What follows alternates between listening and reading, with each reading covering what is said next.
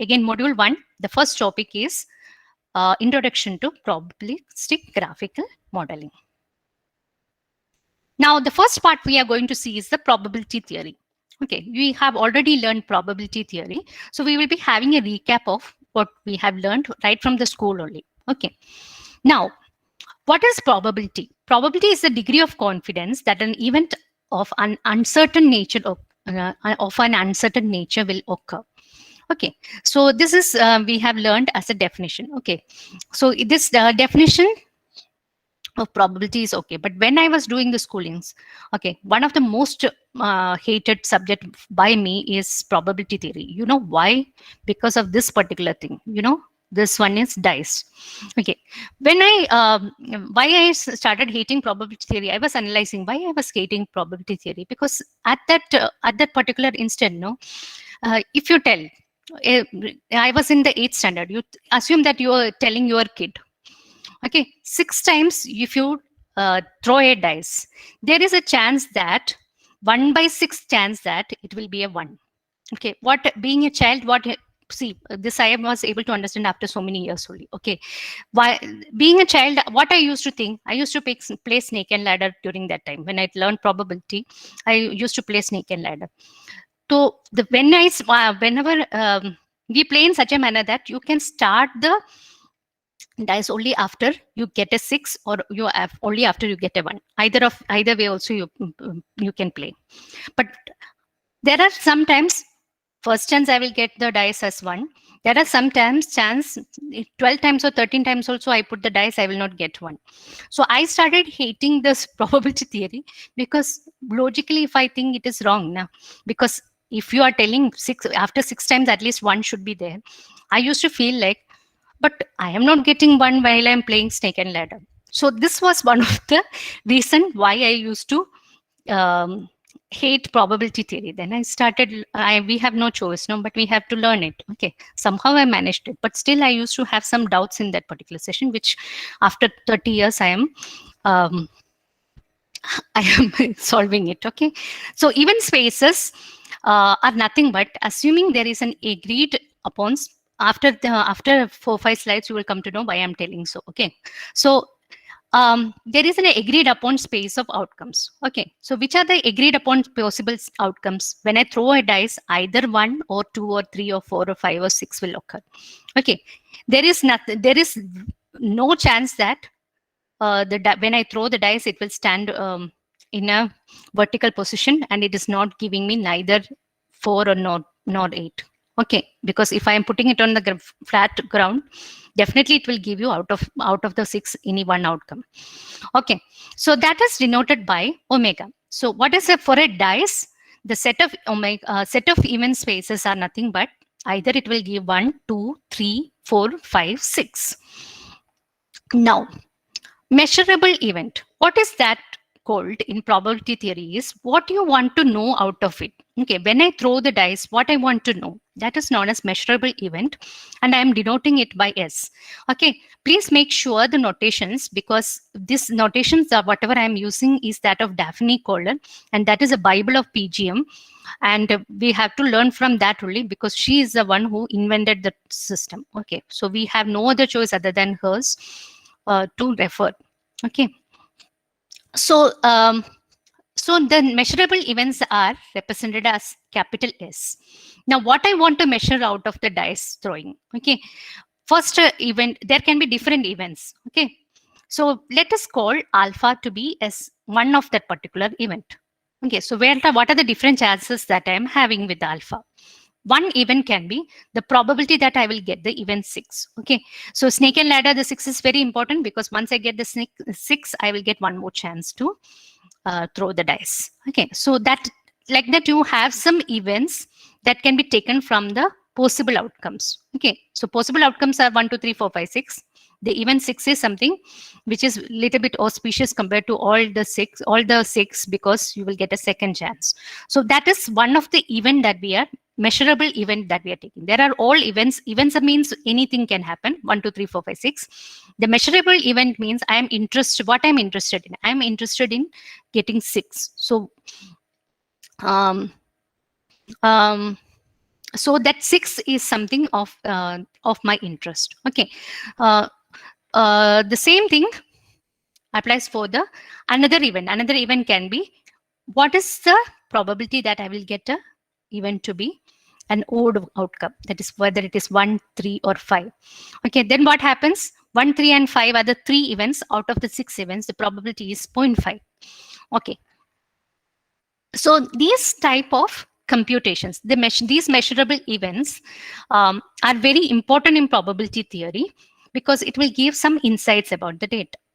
Okay, now dice is not going to give me very much insight, you feel, and it is correct up to some extent, because we use it for playing games. Okay, so what we are getting from the dice. Okay, so but still there are some auspicious events like 6. Okay, why I am interested in 6 odd outcomes, I am least bothered about it, but 6 I am very interested because I'll get a second chance.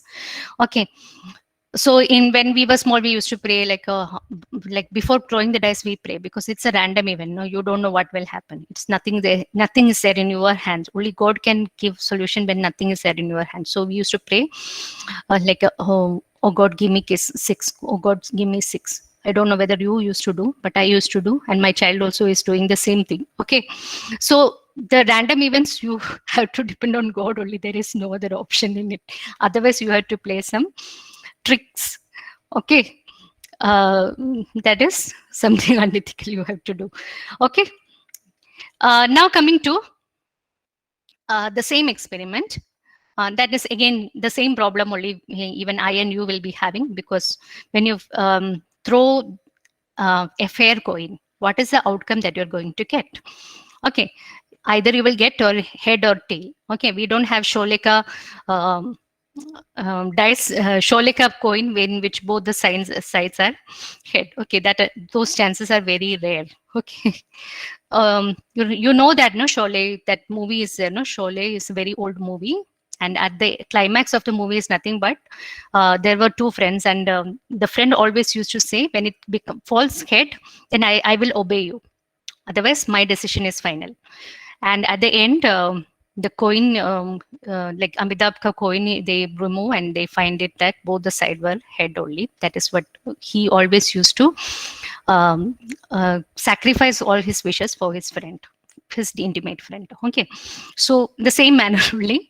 Okay, so over here also, if it is a fair coin, what are the, now we are trying to define the parameters. What is omega? What are the possible outcomes you are having, head and tail? Then measurable events, which are the measure, if I have omega possible outcomes, the measurable events will be 2 raised to omega. So 2 raised to 2 is equal to 4. The total measurable events will be, either I will get none of them, okay, which is not a possibility at all. I'll get either head or tail, either head or tail, or either head or tail. Okay, so the possible measurable events are, I won't get nothing.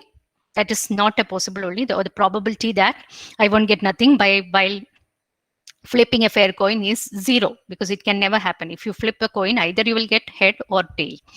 Okay, the second one probability I will get the head is 0.5, because either it can be head or tail. So head is 0.5, tail is 0.5, and the probability of either head or tail is 1, because either head or tail you will get. Okay, so Sholika thing, what happens? This tail event is not there only, so it is head only. So it is like either 0, that is probability 0, or probability of head is 1 over there. Okay, so like this you can measure these events. Okay, even though I found it very stupid during that particular time, later on when we see it, it has a lot of information in it. Okay, so that I will come tell you in the end. Now, what is probability theory? The probability theory requires event space to satisfy the 3 basic categories or basic properties. First, it contains empty event and a trivial event. Empty event means what? There is an something that nothing can occur. Okay, so that probability is being considered over here, which is the probable measure is equal to 0. And the last one is the next one is the trivial event. Trivial event means what? Either head or tail. The probability of either head or tail occur when you flip a fair coin is 1. Okay, so these two events are there in any probability events. Now, the second one, it is closed under union. Okay, what it is saying is, if I have two measurable events, then I can have a union of two measurable events. Now, what are these events? Okay, now we will consider flipping the coin, because that is easier, because we have only two outcomes. Okay, so alpha is said to be when the event wherein you will get heads. Beta is said to be the event that is you are getting tails. Then A union B, that is alpha means the probability that you are getting the event head union of the probability of probability that you are getting the event tail is also defined. Okay, it is closed. It is closed means what? In head and tail, the probability will get head is 0.5. The probability will get tail is 0.5. The probability of head or tail. Okay, union doesn't mean and, union means or here. Okay, so head or tail will be equal to the sum of the probabilities, because they are mutually exclusive. That I will come later on. Okay, so 0.5 plus 0.5, that I will get 1. Okay, that is what we have seen over here also. Probability that you will get either head or tail is equal to 1. The third property is complementation. What do you mean by that? If alpha is a measurable event, then we have another measurable event as omega minus alpha. Okay, and it is closed under complementation. Okay, so what I just trying to tell you over here is, if I have the probability, alpha is head case. Okay, if I have the probability of occurring of head is equal to 0.5, then what is the probability of omega over here is equal to 1. 1 minus 0.5, that is equal to 0.5 is the probability that I will get a tail. Okay, so this is very easy. So you want to understand the complementation. So I will take the dice example. Okay, so the probability that I will get the 6 is equal to 1 by 6. Okay, now the probability that I will get complement of 6 is my what? The set 1, 2, 3, 4, 5. The probability that I will get anything other than 6 is called the complementation. And that means 1, 2, 3, 4, 5 is equal to what? Alpha minus 1 by 6. That is omega. Omega is always equal to 1. Okay, 1 minus 1 by 6, which is equal to 5 by 6. It is correct only, right? So if I have 1, 2, 3, 4, 5, what is the probability that either 1, 2, 3 or 4 or 5 it will occur is equal to 5 by 6. So that is why it is closed under complementation. Now we are coming to the second part. What is a probability distribution? Okay, now of all the events that I'm having, what is the probability that a particular measurable event occurs? That is known as the probability distribution. Now, what all in the dice case, I have 6 probability. Omega is means I can get either of either 1 or 2 or 3 or 4 or 5 or 6. Out of that, the measurable event, if I consider the occurrence of 6, okay, this mapping is known as probability distribution, which we are very much interested in. Okay, now what are the conditions for it? Okay, so first condition is probability of alpha should be greater than or equal to 0. What is alpha? Alpha is an element of subset. So what measurable event I am going to consider? Okay, that is known as alpha. Now here we will again take the dice example. That is an event of 6 I am going to consider. So probability of occurring 6 is greater than or equal to 0, correct? Because it is 1 by 6. That is 1 by 6 is greater than 0. Probability of either of 1 to 6 occurring is equal to 1. The sum of probability adds up to 1. The third one is mutually exclusive events. Okay. Now alpha and beta are said to be two measurable events, and alpha intersection beta equal to null set. Then alpha union beta is equal to probability of alpha plus probability of beta. So such events are known as mutually exclusive events. Okay, so there, if either it will be head or tail, either it will be 1 or 2 or 3 or 4 or 5 or 6. So they are said to be mutually exclusive event. That is, 1 and 2 cannot occur together. 2 and 3 cannot occur together. 3 and 4 cannot occur together. Okay, so such type of events are known as mutually exclusive events. Then, as I told, 1 and 2 cannot occur together. That means alpha and beta cannot occur together. So null set. Then the union of them will be equal to sum of probabilities. Okay. Now, in the dice, again, I will go to coin example. The alpha is probability that I will get a head, even that I will get a head. Beta is even that I will get a tail. The intersection of these two, that is, I can get both head and tail together at a particular flip of coin. So that is equal to null set. Then the sum of probabilities is equal to the union of the probability is equal to 0.5 plus 0.5, which is equal to 1. Okay, the same alpha, if I consider for the dice case, the probability that I will get for 6 is 1 by 6. The probability that I will get for 5 is 1 by 6. And both 5 and 6 can occur together. Then probability of 5 and 6, for either 5 or 6 is equal to probability of 5 plus probability of 6, that is 1 by 6 plus 1 by 6, which is equal to 2 by 6. Okay, so that is the property of mutually exclusive events. And there are some events which are not mutually exclusive, because all the events is not going to be mutually exclusive. Okay, so in such cases, we have the fourth rule, that is alpha union beta, the probability is equal to the sum of probabilities minus the probability of the alpha and beta coming together. Okay, so in real world that is why dice-ka problem is mutually exclusive, but real world problems, they will not be mutually exclusive. That is, each variables, there will be having a dependence between each other. Okay, so which we will be seeing in detail where there is dependencies. But somewhere, most of the time, we will assume that they are independent to each other, because then only we will be able to identify the relationship between the different attributes. Okay, if I try to understand, okay, these and these variables are going to be somewhere related, if I try to assume that, then mathematical realization is, or mathematical evaluation of the system will become very much complicated, and hence you will not be able to design appropriate systems. So this condition most probably we will use, which is known as class independence condition. Okay, independence condition, which we will be seeing. One of the more major properties in the Bayesian network, which we'll be seeing soon. Okay, now P of alpha equal to 1 means we are certain that the outcome occurs, and P of alpha equal to 0, or it is impossible.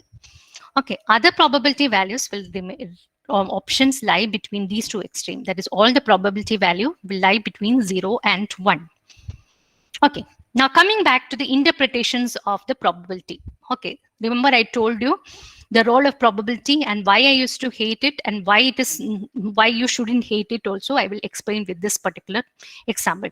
There are two common interpretations for probabilities. The first one is the frequentist interpretation, and the second one is a subjective interpretation. First, we will see the frequentist interpretation. Now, it views probabilities as frequencies of events. Now, probability of an event is a fraction of times the event occurs if we repeat the experiment indefinitely. That is what we have seen in dice and coin. So it gives probabilities a tangible semantics, because either 0 or 1 will occur, either coin will be head or tail, or dice will be either 1 or 2 or 3 or 4 or 5, 6. Okay, that is something that is easy to visualize. Okay, but it does not provide a satisfactory interpretation for a statement like a probability of rain tomorrow afternoon is 0.3. Okay, does it give any information like how you will be able to define the probability that tomorrow afternoon it is going to rain? Okay, so that is not going to be, there is no direct way of computation of this. Okay, and we are interested in the subjective interpretation of the different probabilities. We are not interested in frequentist interpretation, because many of the things we don't know what is going to be the outcome. If we know what outcome, then we don't have prediction required. Now, if there is no prediction, there is no data science. So we are not interested. We are interested in frequentist interpretation also, but our most important interest will be of that of a subjective interpretation. Now, what is the second type, which is known as subjective interpretation? Okay, so in this particular subjective interpretation, it measures a person's belief that an event occurs, and the probabilities vary from person to person. Now, if someone asks you, what is the probability that tomorrow afternoon it is going to be raining? Okay, in a summer, someone asks, I'll tell zero probability. If today is rainy season, okay, so the probability, if someone is asking me tomorrow afternoon, uh, what is the probability that a rain occurs, then I will be thinking and I will be telling, yesterday afternoon it rained, day before yesterday also afternoon it rained, so maybe 2 by 3rd chance is there that it will be raining, and 1 by 3rd chance is there it will not rain. Okay, so this is my personal interpretation, and this personal interpretation vary from person to person. Okay, now this is the idea behind this subjective interpretation, is the idea behind weather forecasting in everywhere. Like we have lots of application like this. Okay, now that subjective, that is whatever I am trying to, as a person, what I am trying to do is reasoning, right? So how am I going to do the reasoning varies, and they will try different types of reasoning algorithms, and then they will come up, okay, they will predict tomorrow's value, tomorrow whether it is rain or not, and whether it rains or not, my prediction is correct, I'll be cross validating, and then I will conclude that the reason behind my interpretation that tomorrow it will be rain is correct or not. Okay, so this is known as subjective interpretation. Okay, so same rain ka thing, if I consider um, for the example in the weather forecasting of the Google, how it will be doing. Okay, today is July 23rd. Okay, so past 10 years on July 23rd, whether it was raining or not raining in my particular area, that can be one of the attributes over it. Okay, second attribute I'll be considering is, okay, see the cloud distribution, whether the cloud is going to whether there is cloud on top of this particular region. Okay, that is another way of interpretation. So like that, there will be different aspects that is being considered to decide whether it is going to rain tomorrow. And to conclude, because Google, see, after all the systems, predictive systems, we look up to Google because most of the predictions done by Google turns out to be true. Okay, why? Because it processes on lots of data. And if you see the weather today, you can see in the Google, if in your particular region it is not going to rain or not. If they say that it is going to rain at 3 o'clock, it may rain at 4 or 5 o'clock, but it will confirm that it is going to rain in that particular area. Okay, there are very less probability that it is not going to rain in your particular area, provided some wind occurs from here and there and take the cloud away. Okay, so that is the subjective interpretation. And subjective interpretation, we don't have, we have a mathematics in it. Okay, and coming to that, last line, both interpretations lead to same mathematical rules and hold same technical definitions. That is why we are learning with the dice cutting. Okay, so that is the reason behind dice. Okay, now today's, if I want to calculate today it is going to rain, I have to select 23rd July in my particular region, was it raining for past 10 days, past 10 years? Okay, there the probability calculation that I'm going to use is entirely same as that of the probability that I'm going to use for dice. Okay, the mathematical rules that I'm using is remaining the same. Okay, so that is the role of probability. Okay, that is the importance of probability. This I realized only after 30 years, because then when I was studying probability, generally people will throw dice, and I think in the same manner only, snake and ladder example I gave, no? The same manner only I used to think. But this is not, this has, or mathematical rules of this particular dice thing is contributing towards the subjective interpretation, how I have to do it. And this subjective interpretation will enable you to get new insights for a particular domain.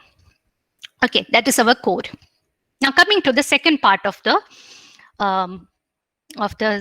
introduction to probability theory, that is basic concepts in probability theory.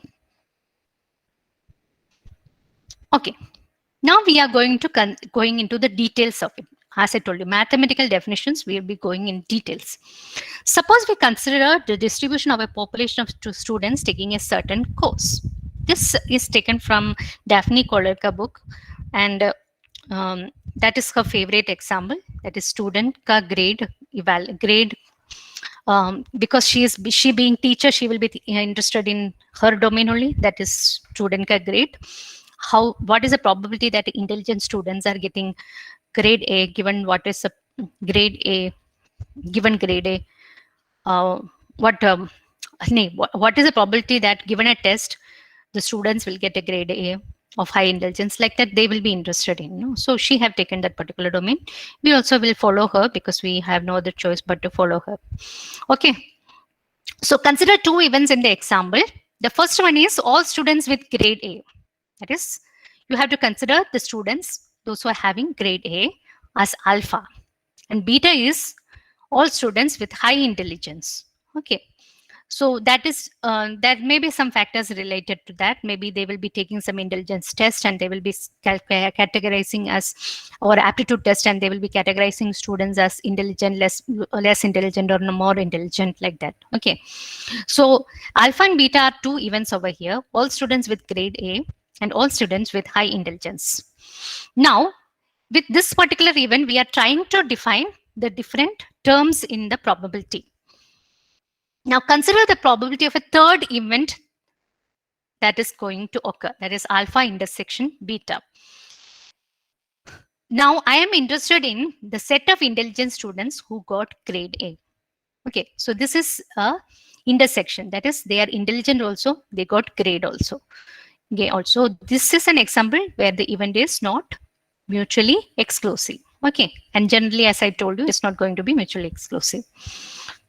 Suppose we want to know, given an event alpha is true, what is the probability of beta occurring? This is known as conditional probability. The entire syllabus is based upon this conditional probability. Okay, so what is it? So what we are trying to do, what is our alpha? Given as event, a student is having grade A, what is the probability that the student is intelligent? Okay, go to the previous example. Alpha is grade A, beta is intelligence level. Okay, so given a student has grade A, what is the probability that the student is intelligent? This, if I want to compute, then that is known as conditional probability. It can be stated as, given the evidence that grade of student is A, what is the probability that the student is intelligent? So given an evidence, what is the cause? Okay, what is the cause? If I'm getting grade A, the cause may be I am an intelligent student. Okay, so that is a generic way. I want to ascertain this particular fact, that given all intelligent students get, or what is the probability that the intelligent students get a grade A? Okay, now defining conditional probability in a formal manner. Conditional probability of beta, that the student is intelligent, given the student have grade A, is equal to probability that the student is intelligent and have grade A upon the probability that of the event that the students, number of students that are having grade A. Okay, so conditional probability is not defined when P alpha is not equal to 0. What do you mean by that? None of the students get grade A, then you can't apply this rule only, conditional probability rule only. Okay, so that is it, the formal definition. Now coming to the example 1. Okay, the probability that the student is intelligent, given the student gets a grade A, is equal to the probability that the probability of the number of students, intelligent students with grade A, upon probability of students with grade A. Okay, and if there are no students with grade A, then this probability is invalid. The same statement that I have used for the formal definition, I am defining it over here with the case of the student example. Okay, to define what is conditional probability and to understand it. Okay, now coming to the next one. What are the properties of conditional probability? There are properties of conditional probability which enable you to work with the PGM system. The first property is chain rule. Okay, what is conditional probability is given as P of beta given alpha is equal to, this is what we have defined. Okay, now rearranging this equation, that is this alpha, I brought it over here, and P of alpha intersection beta is equal to probability of alpha into probability of beta given alpha. That is, if I am interested in the probability that the intelligent students get grade A is depending upon the probability of the students with grade A and the probability of students with grade A being intelligent. Okay, so this is known as the chain rule of conditional probabilities. Here we have only two chains, okay, but it can be generalized to the different events. Okay, now this I will give an example for the fluke thing. Okay, now what is the probability that the season is fall and I am having flu and I have muscle congestion, muscle pain is dependent upon probability of alpha 1. What is alpha 1? The season is equal to flu. Probability of alpha 2 given alpha 1, that is the probability that I am having flu given this, I am having flu given the season equal to 4 into the probability of probability of having congestion given season equal to 4 and flu equal to 2. That is intersection of 1 and 2 events. Okay, so like this I can define a chain of events. That is one of the property of conditional probability, and that is why we are able to identify the output. Okay, so this is just an explanation part of the chain rule, how you are going to compute the posterior probability given the different incidents. The second property is known as Bayes rule. So Bayes rule, first how we have to derive the Bayes rule. So this is what we have defined in the conditional probability. This is a definition of conditional probability. Now, because of symmetry property, alpha given beta can be written as beta given alpha can be written as alpha given beta also in this particular case. Okay, so alpha given beta means what? Student with grade A. What is the probability that student is intelligent? No? That given a grade A. Okay. So what is the probability that a student will get grade A given that the student is intelligent? So that also can be written in the same manner. Then what is the probability? The same thing is like instead of this thing, we will be considering the probability that the students are intelligent upon the probability that intelligent students getting grade A. So these ratio will be considered in the reverse manner also. You can consider in the reverse manner also. Okay, by applying symmetry property. Then we know that P of alpha given beta is equal to P of beta intersection alpha, again applying symmetry property. And when I rearrange it, I will get P of beta given intersection alpha is equal to the same definition only. I just change the values over here. And when I substitute it over the numerator part, I will get P of alpha given beta is equal to P of beta given alpha into P alpha upon P beta. This is known as Bayes rule. This you will be seeing in DWM also in the Naive-Bayes theorem. So why this is an important property is it allows us to compute the conditional probability given the inverse of the conditional probability. Okay, if I am given what is the probability that the student will get A, grade A given the intelligence is from that I will be able to compute the probability that the student is intelligent given grade A. Okay, so it is mutually related with each other. Hope you understood it.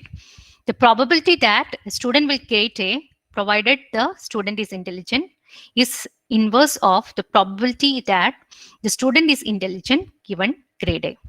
So both are related to each other. Now to understand this, I'm going to give a small example over. Let's discuss the same example over here. Okay, so here what we are going to see is consider the student population now. Again, let SMART denote intelligent students and grade A denotes students who got grade A. Okay, now probability that the student will get grade A given the student is SMART is equal to 0.6. That is probability that SMART students get grade A is equal to probability 6. The probability that the students are smart, how many of my student percentage is smart? Okay, that is 60% chance is there that smart students will get grade A. The probability of smart students I have in the school, in my course or in my school is nothing but 30%. So probability of smart is equal to 30%. Now consider we have taken a test for the students, which is very difficult. Okay, when I take a student test, which is very difficult, what happens? The probability of occurring the grade, getting grade A will be less. If I take a difficult test, the probability that I will get grade A, the student will get grade A will be very less. Here it is equal to 0.2.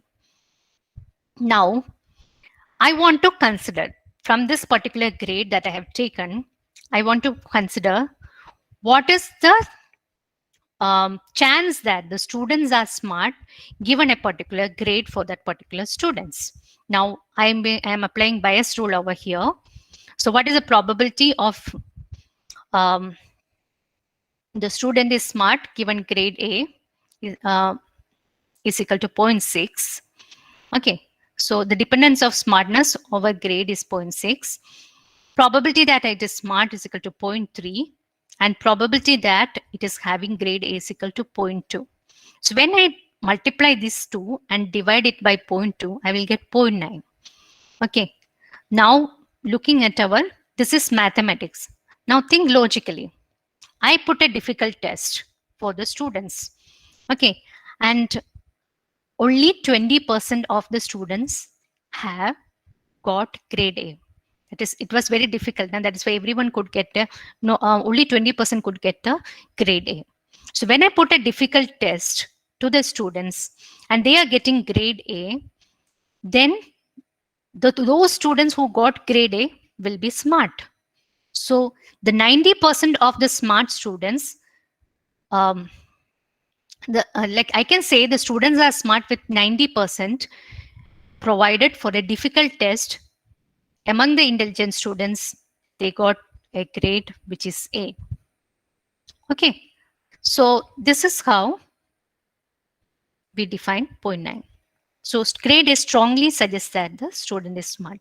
Now, when I take a normal test, I am not going to take a difficult test. Okay, I am taking a very easy test, for example. What happens when I take a easy test? The probability of people, those who are getting grade A will be more. Okay, intelligent students also and hardworking students also will get grade A. Okay, so this probability goes high. Okay, now coming to this. Now, the grade A became 0.4. That is only 40% of, instead of 20%, 40% of the students got grade A. Now, what is the dependence of grade over deciding whether the student is smart or not? We apply bias rule over here again.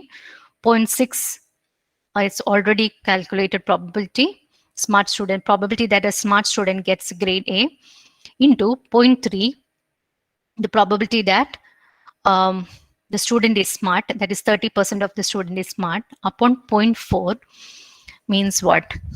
Now my probability have come down to 0.45. Okay, so this is less conclusive about the student. Now coming back, if I test to the logic, okay, if I give an easy test, anyone can get grade A. When I give anyone can get grade A, you can't conclude about the student. Okay, so whatever you are concluding is having probability less. This probability is 0.45. Okay, so this will give less information about the student. Now you might not have understood completely what is conditional probability, but you at least understand the and bias rule about it. But these two properties are the core. Why? Because of these two properties only, we can come to the conclusion about whether the student is smart or not smart, because you are going to consider different attributes. We are not seeing the current attribute or a current event. The dependence of a previous event to the current event is being considered. Okay, all the tests, the students can get different grades, but for all the grades, if the test is difficult, test is easier, then we can conclude that the student is smart. But if the test is tough, we can conclude that the student is smart. Okay, that is the role of conditional probability, and that is what we are trying to learn in this particular topic. Okay, so with this, I'm concluding the lessons for today.